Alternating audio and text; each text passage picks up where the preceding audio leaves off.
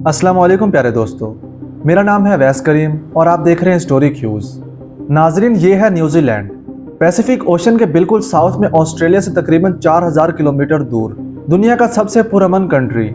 India और पाकिस्तान में रहने वाले ज़्यादातर लोग मेरी तरह न्यूजीलैंड को क्रिकेट की वजह से ही जानते हैं। मैं तो न्यूजीलैंड को इसी वजह से जानता था, पर न्यूजीलैंड दुनिया में बहुत ज़्यादा मशहूर है, खास तौर पर अपनी बड़ी बड़ी माउंटेन रेंजेस, खूबसूरत लेक्स और हाई क्वालिटी ऑर्गेनिक फूड की वजह से।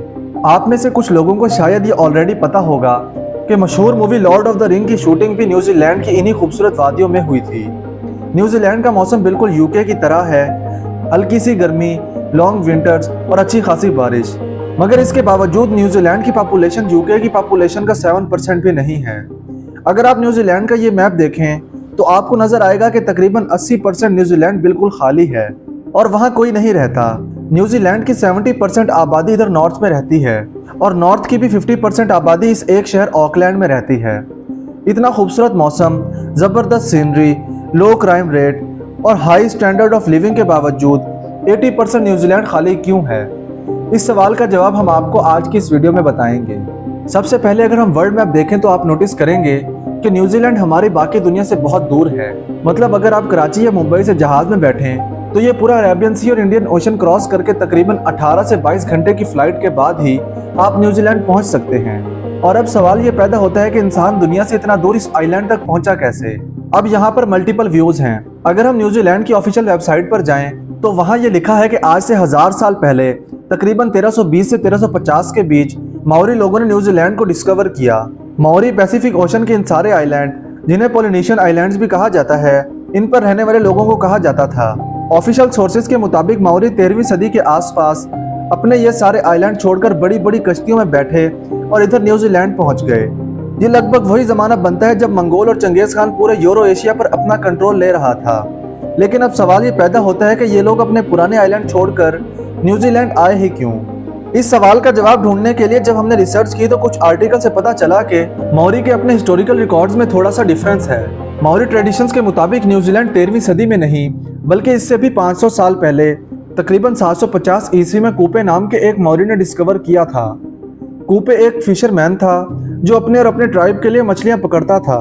मगर फिर ऐसा होना शुरू हुआ कि जब भी वो जाल लगाता तो इसकी मछलियां इस इलाके में पाए जाने वाले ऑक्टोपस खा जाते और इन लोगों के हाथ कुछ भी ना लगता। अब क्योंकि इन लोगों का मेन फूड सोर्स था ही मछली, तो काफी मसला पैदा होना शुरू हो गया। तो इसका हल ये निकाला गया कि कूपे और इसके कुछ साथी समंदर में जाकर किसी और आइलैंड की तलाश करेंगे जहां पर खाने पीने की अच्छी खासी सप्लाई हो। इसी खोज में कूपे अपने साथ 20 से 25 साथी लेकर पैसिफिक ओशन में उतर गया। कुछ दिन के सफर के बाद ही इन्हें बड़े बड़े पहाड़ों वाला एक आइलैंड नजर आया। ये न्यूजीलैंड था। सी फूड, भेड़ बकरियों और फलों से माला माल आइलैंड जिस पर और कोई दूसरा इंसान ना था। ये कूपे और इसके साथियों के लिए परफेक्ट जगह थी। कूपे ने अपने चंद साथियों को पोलिनेशियन आइलैंड भेजा ताकि वो बाकियों को इस आइलैंड की खबर दें और इस तरह न्यूजीलैंड पर माओरी लोग आबाद होना शुरू हो गए। 17वीं सेंचुरी तक माओरी लोग सुकून से न्यूजीलैंड में रहते रहे और दुनिया से दूर होने की वजह से ना इनकी किसी से कोई दुश्मनी थी और ना ही किसी से कोई खतरा। मगर ये सब बहुत जल्द बदलने वाला था। ये वो वक्त था जब वेस्टर्न नेशन अपनी ताकत को बढ़ाने के लिए पूरी दुनिया में फैल रही थी। एक्सप्लोरर्स को भेजा जा रहा था कि वो आइलैंड कंट्रीज और कॉन्टिनेंट डिस्कवर करें जिन पर कब्जा करके यूरोपियन कंट्रीज अपनी पावर बढ़ा सकें। इस सिलसिले में एक Dutch explorer Abel Tasman Pacific Ocean के साउथ में किसी कंट्री की खोज में निकला, क्योंकि इस वक्त यूरोपियन का ख्याल था कि इस हिस्से में कोई कॉन्टिनेंट जरूर होगा। अगर ऐसा हुआ तो यूरोपियन कंट्रीज के लिए बहुत सी अपॉर्चुनिटीज के दरवाजे खोल देगा। 1642 में टैस्मैन ने न्यूजीलैंड को डिस्कवर किया, मगर इसने जब वहां उतरने की कोशिश की तो इसकी माओरी लोगों के साथ जबरदस्त खूनी लड़ाई हुई। मजबूरन इसे भागना पड़ा।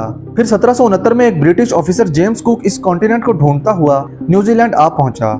एक दफा फिर जेम्स के फौजियों और माओरी लोगों में जबरदस्त लड़ाई हुई। इसमें कई माओरी चीफ भी मारे गए। जेम्स को वापस जाना पड़ा, मगर इस बार इसने न्यूजीलैंड और इस सारे सफर का डिटेल्ड मैप बना लिया और फिर इसी मैप के थ्रू यूरोपियंस 18वीं सदी में इस आइलैंड तक पहुंचना शुरू हुए।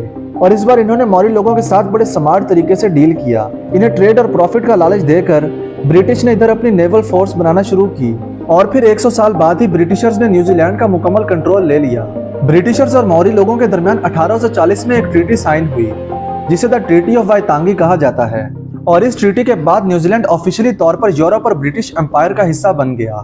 इस वक्त माओरी लोगों की पॉपुलेशन तकरीबन 2 लाख थी, लेकिन अगले 100 सालों में ये पॉपुलेशन बढ़ने के बजाय 2 लाख से कम होकर 40,000 तक पहुंच गई। इसकी दो मेन वजूहात थी। असल में जब यूरोपियन लोग इधर आए तो साथ वो बीमारियां भी इधर लाए जो इस वक्त यूरोप में आम थी।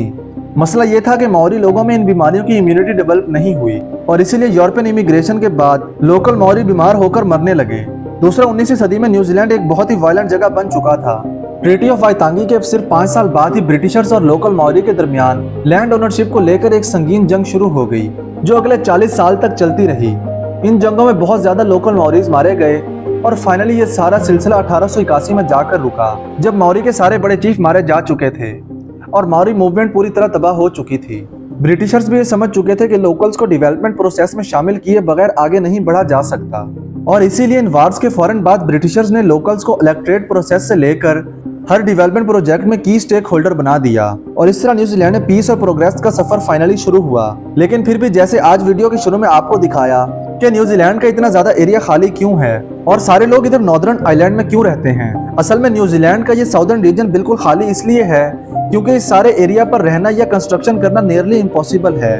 न्यूजीलैंड के साउथर्न पार्ट में हर जगह माउंटेन रेंजेस हैं। इस सारे एरिया में हर तरफ ऊंचे ऊंचे पहाड़ हैं और जमीन इतनी अनइवन है कि बेसिक इंफ्रास्ट्रक्चर जैसा कि रोड्स वगैरह भी कंस्ट्रक्ट करना ऑलमोस्ट इम्पॉसिबल है। पहाड़ों की इस तरफ ईस्टर्न साइड की जमीन बहुत ही खुश्क और इनवर्टाइल है जिसकी वजह से यहाँ पर इरिगेशन वगैरह भी नहीं हो सकती। इसी वजह से न्यूजीलैंड की मेजॉरिटी पॉपुलेशन नॉर्दर्न आइलैंड पर रहती है। पॉपुलेशन शॉर्टेज के इस मसले को हल करने के लिए न्यूजीलैंड गवर्नमेंट ने वर्ल्ड वार 2 के बाद इमिग्रेशन पॉलिसीज आसान कर दी। वर्ल्ड वार 2 से पहले न्यूजीलैंड में नॉन वाइट लोगों की एंट्री मना थी और इसी वजह से न्यूजीलैंड की पॉपुलेशन 1950s तक थोड़ी ही रही और इसके बाद जब रिस्ट्रिक्शन खत्म हुई तो एशिया स्पेशली इंडिया, फिलिपाइन और चाइना से लोग इधर आकर आबाद होना शुरू हो गए। न्यूजीलैंड की पॉपुलेशन में फाइनली हैरत अंगेज फर्क आना शुरू हुआ। आज न्यूजीलैंड की पॉपुलेशन का ऑलमोस्ट 27% इमिग्रेंट्स या वो लोग हैं जो न्यूजीलैंड से बाहर पैदा हुए। इमिग्रेंट्स की मेजोरिटी इधर ऑकलैंड और इसके आसपास की एरियाज में रहते हैं। यही वजह है कि ऑकलैंड आज दुनिया की लीस्ट अफोर्डेबल सिटीज में से एक है क्योंकि लैंड सप्लाई कम है और हाउसिंग की डिमांड ज्यादा है। इस मसले को हल करने के लिए न्यूजीलैंड गवर्नमेंट अब लोगों को $8,000 तक की ग्रांट दे रही है ताकि वो ऑकलैंड से 100 किलोमीटर दूर वाइकाटो में शिफ्ट हो जाएं ताकि ऑकलैंड की हाउसिंग मार्केट पर प्रेशर कम हो। एक बहुत इंटरेस्टिंग चीज ये है कि न्यूजीलैंड की सारी agriculture industry animal meet export करने पर चलती है। नॉर्दर्न आइलैंड में बारिश की वजह से खूबसूरत ग्रीन जमीन है जिसकी वजह से यहाँ बेशुमार भेड़, बकरियां और गाय पाई जाती हैं। न्यूजीलैंड की आबादी लगभग 50 लाख के करीब है जबकि एक अंदाजे के मुताबिक यहाँ पर भेड़ बकरियों की पॉपुलेशन तकरीबन 3 करोड़ है। इसलिए न्यूजीलैंड दुनिया में सबसे ज्यादा मटन और शीप वूल एक्सपोर्ट करने वाला मुल्क है।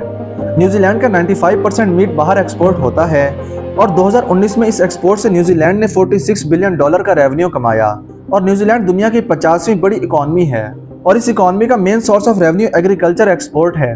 $46 बिलियन सिर्फ गोश्त की एक्सपोर्ट से कमाना एक अनबिलीवेबल चीज है और ये इंडिया, पाकिस्तान और बांग्लादेश के लिए एक मोटिवेशन होनी चाहिए क्योंकि ये तीनों प्राइमरीली एग्रीकल्चरल कंट्रीज हैं। प्यारे दोस्तों, ये थी हमारी आज की इंफॉर्मेटिव वीडियो। उम्मीद है कि हमारी आज की वीडियो आपको बहुत पसंद आई होगी। अगर वीडियो पसंद आई है तो लाइक, सब्सक्राइब और ज़्यादा से ज़्यादा शेयर करना ना भूलिएगा। आपसे मुलाकात होगी इंशाल्लाह अगली वीडियो में। तब तक के लिए अपना ख्याल रखिएगा। अल्लाह निगहबान।